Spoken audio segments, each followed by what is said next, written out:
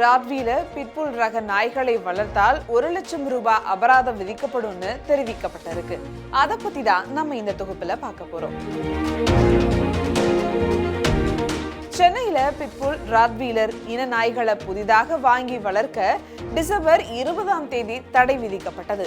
மீறி வளர்த்தால் 1 லட்சம் ரூபாய் அபராதம் விதிக்கப்படும் சென்னை மாநகராட்சி மன்ற கூட்டத்துல தீர்மானம் நிறைவேற்றப்பட்டுச்சு. சமீப காலமாக தெருநாய்களின் தாக்குதல் நாடு முழுக்க பலரும் பாதிக்கப்பட்டு வராங்க. வீட்டு நாய் மற்றும் தெருநாய் கடிகளினால் ஒரு சில குழந்தைகள் உள்பட பலரும் உயிரிழக்கின்றன. இந்த நிலையில தான் நாடு முழுக்க திறனாய்வுகளை கட்டுப்படுத்த மத்திய அரசும் மாநில அரசும் முயற்சிகளை எடுத்துட்டு வருது. தற்போது பிட்புல், ராட்வீலர் போன்ற மிகவும் ஆக்ரோஷமான நாய்களை வளர்த்தால் அவர்களுக்கு 1 லட்சம் ரூபாய் அபராதம் விதிக்கப்படும் சென்னை மாநகராட்சி அறிவித்திருக்கு. மற்ற நாய்களோட ஒப்பிட்டு பார்க்கையில் பிட்புல் மற்றும் ராட்வீலர் ரக நாய்கள் மிகவும் ஆபத்தான விலங்குகளா இருக்கு. இந்த நாய்கள் கடித்து சில நேரங்கள்ல நாய்களின் உரிமையாளர்கள் கூட உயிரிழந்திருக்கின்றன. மற்ற நாய்களை பொறுத்த வரைக்கும் பெரிய மனிதர்கள் விரட்டினாலோ அல்லது துரத்தி விட்டாலும் அவை போய்விடும். ஆனால் வெளிநாட்டில் இருந்து இறக்குமதி செய்யப்பட்ட இந்த நாய்கள் மிகவும் ஆபத்தான முறையில் மனிதர்களை தாக்கி மரணத்தை ஏற்படுத்தக்கூடியவை. ஏற்கனவே அரசாங்கம் ஆக்ரோஷமான நாய்களை வளர்ப்பதின் ஆபத்தினை உணர்ந்து அவற்றை கட்டுப்படுத்த சில விதிமுறைகளை வகுத்தது. அதை பின்பற்றி மாநகராட்சி கூட்டத்தில் புதிய தீர்மானங்கள் நிறைவேற்றப்பட்டுச்சு. அதன்படி பிட்புல் மற்றும் ராட்வீலர் நாய்கள் வளர்ப்பது முற்றிலும் தடை செய்யப்படுகிறது. இந்த நாய்களை மீறி வளர்ப்பவர்களுக்கு 1 லட்சம் ரூபாய் அபராதம் விதிக்கப்படும்.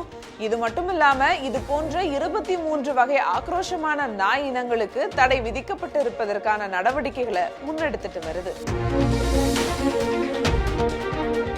இனிமேல் பிட்புல் மற்றும் ராட்வீலர் ரக நாய்களை வளர்ப்பதற்காக வாங்கவோ, விற்பனை செய்யவோ அல்லது இறக்குமதி செய்யவோ தடை செய்யப்பட்டுள்ளது.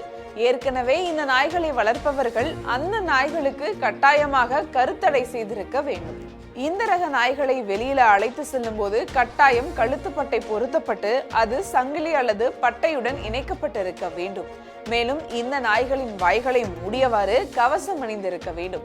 இனிமேல் இந்த ரக நாய்களை வளர்ப்பவர்கள் மாநகராட்சியில் உரிமம் பெற தடை செய்யப்பட்டிருக்கு.